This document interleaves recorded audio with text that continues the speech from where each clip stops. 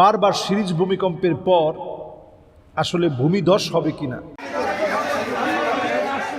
রাজধানীর মোহাম্মদিয়া হাউজিং সোসাইটির ৫ নম্বর রোড। কিয়ামতের আগে কি ঘটবে নবী সাল্লাল্লাহু আলাইহি সাল্লাম হাদিসের মধ্যে অনেক হাদিসে বলছেন নেহায়াতুল আলাম, এই পৃথিবীর শেষ ঠিকানাটা কিভাবে হবে, সূচনাটা কেমন হবে, কিয়ামতের বিভীষিকা কেমন হবে, বহু হাদিসের ভিতরে এই বিষয়ে ইঙ্গিত আসছে। এই যে দেখেন বাংলাদেশে এখন তাপমাত্রা কিন্তু আগের মতো না, হঠাৎ হঠাৎ এত প্রচণ্ড গরম হয়। এই বৎসরটাকে ভূতত্ত্ববিদেরা বলছে এটা গরম উষ্ণ আবহাওয়ার বৎসর, এবং এটা এল নিনোর বৎসর বলে ঘোষণা করা হয়েছে। পৃথিবীর একদিকে টেম্পারেচার অনেক বেড়ে যাবে, অন্যদিকে প্রচণ্ড বৃষ্টিপাত হবে। এটা বর্তমান সায়েন্টিস্ট যারা, ভূতত্ত্ববিদ যারা, তাদের তথ্য হচ্ছে এটি। আজ থেকে 1450 বছর আগে নবী করিম সাল্লাল্লাহু আলাইহি সাল্লামের হাদিসগুলো নিয়ে আপনি যদি গবেষণা করেন, নবীজি বলছেন ফালইয়ারতাকিবু ইনদা যালিকা রিহান হামরা, চতুর্দিকে বাতাসের সঙ্গে আগুন আসবে, আগুন আসবে, চতুর্দিক আগুন ঘেরাও করে ফেলবে। এরপরে নবী আলাইহিস সালাতু ওয়াস সালাম বলছেন জালজালা, ভূমিকম্প হবে একটার পর একটা। অন্য হাদিসের মধ্যে নবী আলাইহিস সালাতু ওয়াস সালাম বলছেন কাসরাতুজ জালাজিল, একটার পর একটা সিরিজ ভূমিকম্প চলবে। আপনি অল্প কিছুদিনের ভিতরে শুধু বাংলাদেশে দেখেন কতবার ভূমিকম্প হয়েছে, কিন্তু অনুভূত ভূমিকম্পগুলো বাংলাদেশে আল্লাহ তাআলার দয়ায়।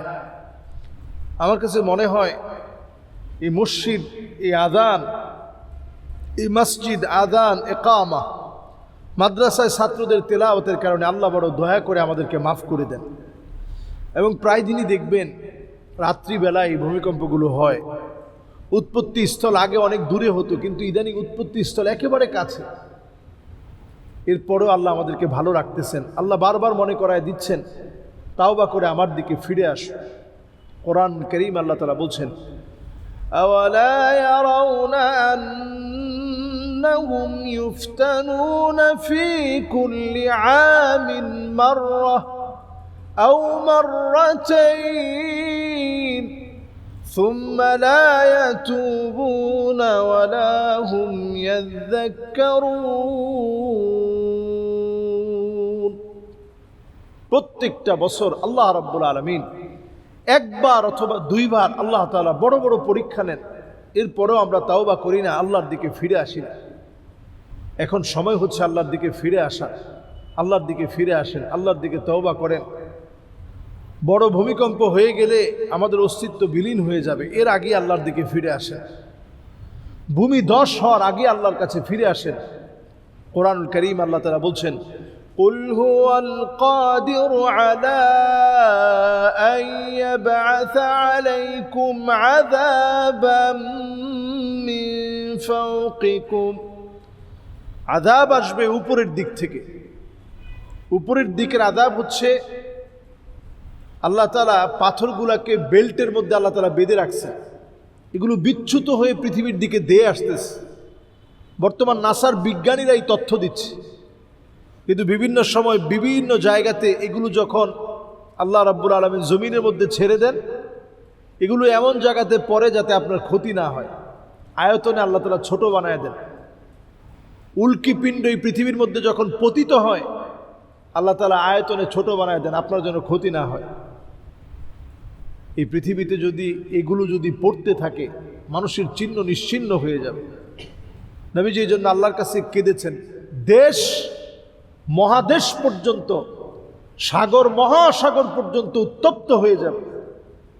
আল্লাহ তাআলা বড় আদর করে এগুলো কিন্তু আমাদের জন্য ক্ষতি না হয় এমনভাবে আল্লাহ তাআলা এগুলো সব সাজায় রাখছেন।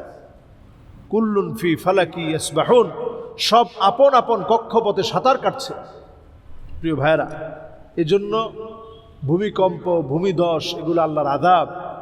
প্রতিনিয়ত আল্লাহর কাছে পানাহ চাও। আল্লাহুম্মা ইন্নী আউযু বিকা মিন আযাবিক, আল্লাহুম্মা ইন্নী আসআলুকা খায়রাহা ওয়া আউযু বিকা মিন শাররিহা। আল্লাহ, আপনার কাছে এই যে ভয়ঙ্কর ভয়ঙ্কর কথাগুলো শুনি, এগুলোর কল্যাণকর দিক আমাদেরকে দান করেন, আর এর অকল্যাণ থেকে আল্লাহ আপনি আমাদেরকে হেফাজত করেন। আমরা প্রতিনিয়ত আল্লাহর কাছে পানাহ চাইতে থাকি। এগুলোকে মোকাবেলা করার মতো কোনো শক্তি, দুঃসাহস পৃথিবীর কারো নাই। আল্লাহ আমাদেরকে বোঝার তৌফিক দান করুক। আমরা মুহররমের মতো এমন একটা বরকতপূর্ণ সময় আমরা কাটাচ্ছি। মুহররম আল্লাহর কাছে অত্যন্ত দামি একটা মাস। আল্লাহর কাছে অত্যন্ত দামি মাস হওয়ার কারণে এই মাসটির নাম শাহরুল্লাহিল মুহররম।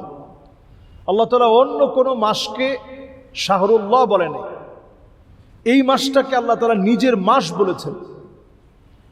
এই মাসে আল্লাহ রাব্বুল আলামিন এত বেশি মানুষকে দামি বানান, এত বেশি মানুষকে আল্লাহ তাআলা দয়া করেন। নামের দিক থেকে যদি আমরা লক্ষ্য করি, মুহররম, প্রথমের এই মিমটি মাজদুল্লাহ, আল্লাহ রাব্বুল আলামিনের শ্রেষ্ঠত্ব, আল্লাহ তাআলার অপার দয়া আল্লাহ তাআলা এই মাসে আপনাকে দিবেন।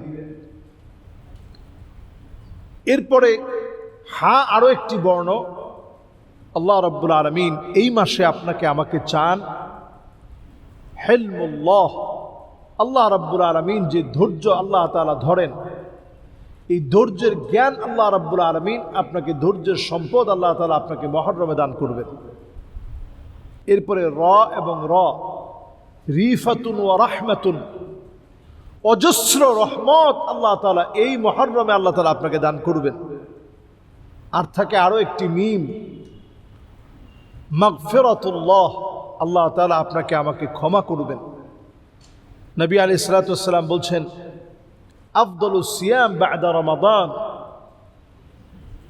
আল্লাহর কাছে রমজানের পরে সবচেয়ে গুরুত্বপূর্ণ দামি রোজা হচ্ছে সিয়ামি ইয়াউমে আশুরা, অথবা সিয়ামু ইয়াউমে আশুরা, আশুরার দিবসের রোজা আল্লাহর কাছে সবচেয়ে দামি রোজা রমাদানের রোজার পরে। আহতাসিবু আলাল্লাহি আন ইউকাফিরা সানাতাল্লাতী ক্বাবলাহ, আগের একটা বছরের গুনাহ, আগের এক বছরের গুনাহ, পূর্ণাঙ্গ এক বছরের গুনাহ আল্লাহ রাব্বুল আলামিন মাফ করে দিবেন। সুবহানাল্লাহ, শুধুমাত্র একটা রোজার মধ্য দিয়ে, এই মুহররমের রোজা। সুতরাং মুহররমে শুধুমাত্র আমরা আশুরার দিবসই রোজা রাখবো না, আমরা আগের একদিন পরের একদিন আমরা রোজা রাখবো। যদিও ইহুদিরা এখন এই রোজাটা আগের মতো রাখে না, তারপরেও নবী আলাইহিস সালাতু ওয়াস সালাম আমাদেরকে বলছেন তাদেরকে তোমরা অনুসরণ করবা না। যদি কেউ একান্ত না পারে তাহলে একটাই রাখবে। একটা রাখাটা এটা মাকরুহ, অপছন্দনীয়, মাকরুহ বা অপছন্দনীয় হওয়ার কারণে আমরা একটা রাখবো না, বরং পারলে দুইটা রাখবো। আগের একদিন অথবা পরের একদিন মিলিয়ে আমরা রাখবো। আমরা মুহররমের এই মুবারক আমল আমরা কেউ ছাড়বো না। ইস্তিগফার পড়ব ইনশাআল্লাহ, লা ইলাহা ইল্লাল্লাহ, ইস্তিগফার, সুবহানাল্লাহ, বিভিন্ন সুন্দর সুন্দর আমল দিয়ে, দান, সাদকা, কোরআন তেলাওয়াত সহ ইবাদত বন্দেগীর মধ্য দিয়ে এই সময়টা আমরা কাটানোর চেষ্টা করব। আল্লাহ আমাদেরকে তৌফিক দান করুক। আসসালামু আলাইকুম ওয়া রাহমাতুল্লাহি ওয়া বারাকাতুহু।